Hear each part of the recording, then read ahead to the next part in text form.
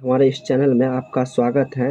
अगर आप नए हैं तो इस चैनल को सब्सक्राइब कर लें, क्योंकि आज का चैप्टर है सदृश्यता। आज का चैप्टर है सदृश्यता, जो रीजनिंग का एक प्रमुख चैप्टर है, बहुत ही इम्पोर्टेंट चैप्टर है सदृश्यता। सदृश इंग्लिश में इसे हम एनालॉजी कहते हैं। इसका शाब्दिक अर्थ होता है समानता।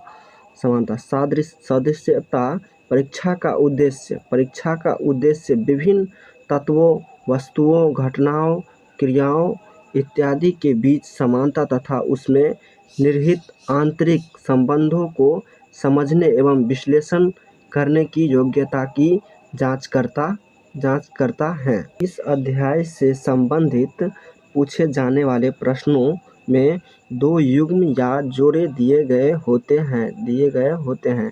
इसमें से एक युग्म जोड़े के दोनों तत्वों दिए गए होते हैं, जबकि दूसरे युग्म का सिर्फ एक तत्व दिया गया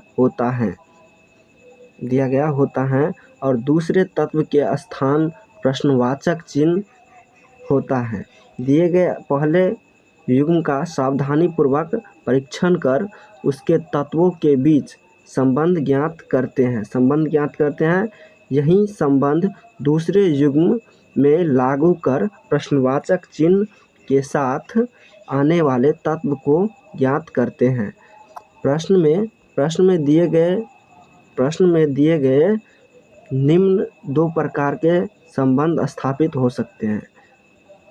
तो आइए देखते हैं कौन कौन है। एक है आधारभूत संबंध और दूसरा है विकसित संबंध।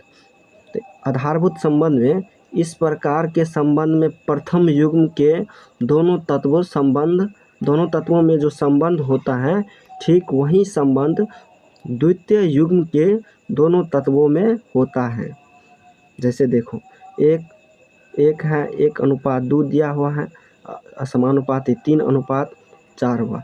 यहाँ 1:2 समानुपाती 3:4 में से 1 से 2 या 2 से 1 ठीक उसी प्रकार का संबंध 3 से 4 या 4 से 3 में होगा, जो दिया गया है यहाँ पर। अब देखते हैं विकसित संबंध। इस प्रकार के संबंध में प्रथम युग्म का पहला तत्व द्वितीय युग्म के पहले तत्व से जिस प्रकार संबंधित होता है, ठीक उसी प्रकार प्रथम युग्म का दूसरा तत्व और दूसरे युग्म के दूसरे तत्व से संबंधित होता है। यहाँ 1:2 समानुपाती 3:4 में 1 से 3 और 3 से 1 से 3 और 3 से 1 जिस प्रकार का संबंध होगा, ठीक उसी प्रकार का संबंध 2 से 4 और 4 से 2 में होगा। 2 से 4 और 4 से 2 में होगा। सदृश्यता के अंतर्गत आने वाले प्रश्न निम्न प्रकार पर आधारित होते हैं। देखिए, सदृश्यता के प्रथम प्रकार है शब्द सदृश्यता। इसका प्रथम प्रकार है। तब प्रथम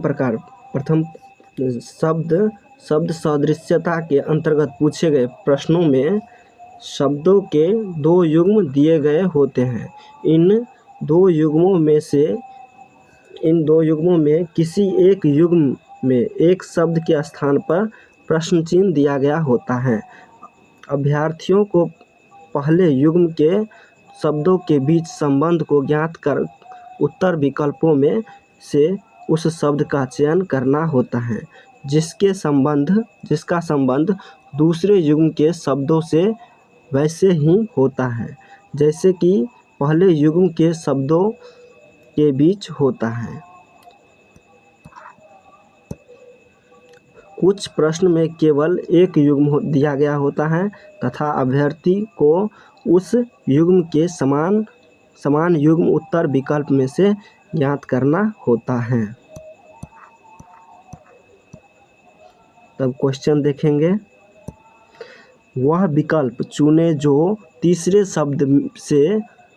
शब्द से उसी प्रकार संबंधित हैं जिस प्रकार दूसरा शब्द पहले शब्द से संबंधित है। तो जिस प्रकार देखो, ओटावा कनाडा की राजधानी है, ओटावा कनाडा की राजधानी है। तो उसी प्रकार हवाना क्यूबा की राजधानी हुआ, हवाना क्यूबा की राजधानी हुआ। तो सी हुआ इसका आंसर। अब दूसरा क्वेश्चन देखेंगे। मवेशी शब्द झुंड से उसी तरह संबंधित है जैसे खिलाड़ी खाली स्थान से संबंधित है। तो जिस प्रकार मवेशी का समूह झुंड कहलाता है, उसी प्रकार खिलाड़ी का समूह टीम कहलाता है। क्या कहलाता है? टीम कहलाता है। अब सदृश्यता का दूसरा प्रकार देखेंगे, अक्षर सदृश्यता। तो अक्षर सदृश्यता समरूपता पर आधारित प्रश्नों में अक्षरों या अक्षर समूहों के दो युग्म दिए गए होते हैं। पहले युग्म में दो अक्षर या अक्षर समूह दिए गए होते हैं तथा दूसरे युग्म में केवल एक अक्षर या अक्षर समूह होता है। पहले युग्म में दोनों अक्षर समूह के मध्य कुछ खास संबंध होता है। अभ्यर्थी को इस संबंध को ज्ञात करना होता है और इसी संबंध के आधार पर दिए गए विकल्पों में से उस अक्षर या अक्षर समूह को चुनना होता है जो दूसरे युग्म को पूरा करे। अक्षर समरूपता से संबंधित प्रश्नों को हल करने हेतु अंग्रेजी वर्णमाला के प्रत्येक अक्षर का आरंभ तथा अंत के क्रमिक मान का ज्ञान होना आवश्यक है। देखो, अंग्रेजी वर्णमाला तथा उसके क्रमिक मान सीधे तथा विपरीत क्रम में निम्नलिखित हैं। देखो, अंग्रेजी वर्णमाला के अक्षर हैं और संगत संख्या सीधे क्रम में है। अब संगत संख्या उल्टे क्रम में भी दिया हुआ है, उसी प्रकार यह भी है। देखो, अंग्रेजी वर्णमाला के विपरीत अक्षर निम्न है, ABCD इस तरह से, और फिर इसका उल्टा भी दिया हुआ है। अक्षर सदृश्यता को निम्न उदाहरण की सहायता से स्पष्ट रूप से समझा जा सकता है।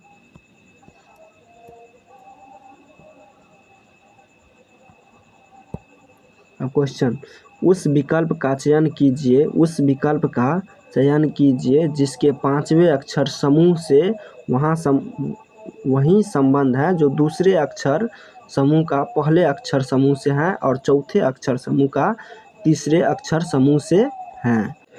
जिस प्रकार M और P, D और A, T और W, उसमें तीन प्लस, एक बार 3 माइनस और फिर 3 प्लस क्या हुआ है, तो उसी तरह से इसमें भी है और उसी तरह से इसका भी हम लोग निकालेंगे। तो देखो, L में L प्लस 3 करेंगे तो O हो जाएगा। इसके बाद S में -3 करेंगे तो P हो जाएगा।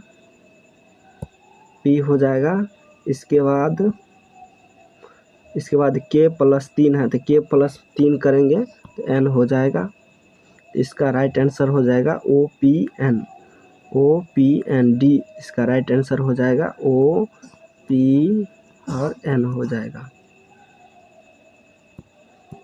अब सदृश्यता के तीसरा प्रकार देखेंगे, संख्या सदृश्यता या समरूपता।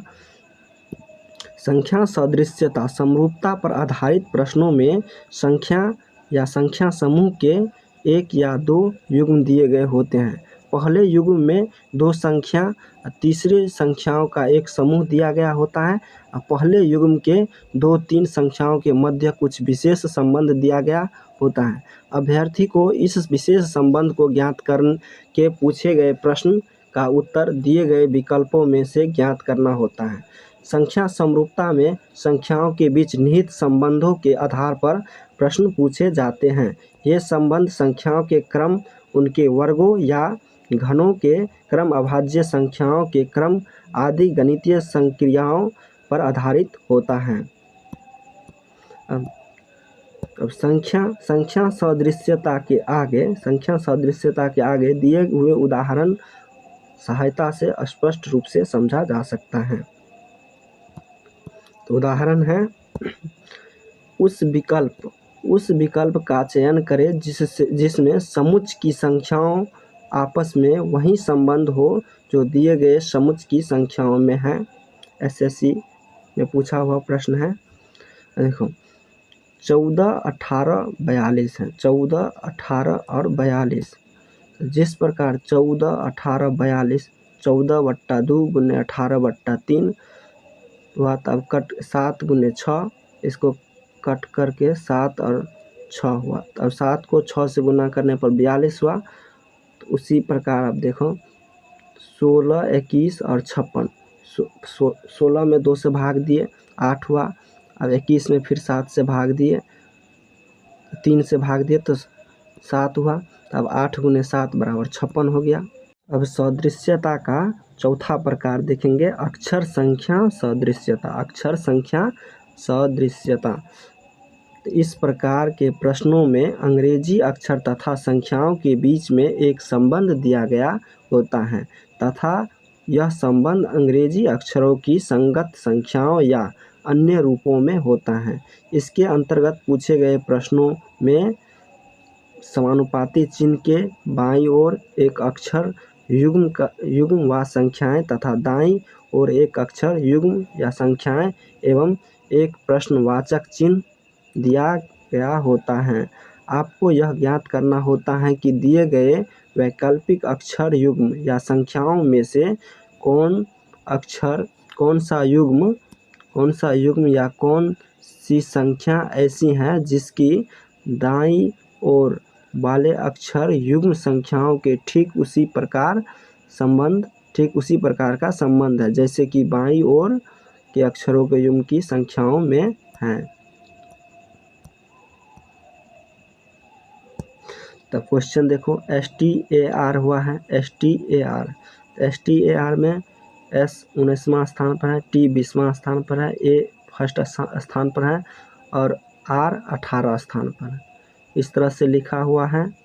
उसी प्रकार M A R S, तो M हो गया 13 स्थान पर और A हो गया फर्स्ट स्थान पर आता है और R हो गया 18 नंबर स्थान पर आता है और S हो गया 19 नंबर स्थान पर आता है। RRB ग्रुप डी में पूछा हुआ प्रश्न है 2018 में। तब PAR के का संख्या देखो, P 16वें स्थान पर आता है, A पहले स्थान पर आता है, R 18 नंबर स्थान पर आता है और K 11 नंबर स्थान पर आता है। तो इसका राइट आंसर हो जाएगा 16, 1, 18, 11। इसका राइट आंसर B हो जाएगा। B इसका राइट आंसर हो जाएगा। वीडियो कैसा लगा आप लोग कमेंट में ज़रूर बताइएगा।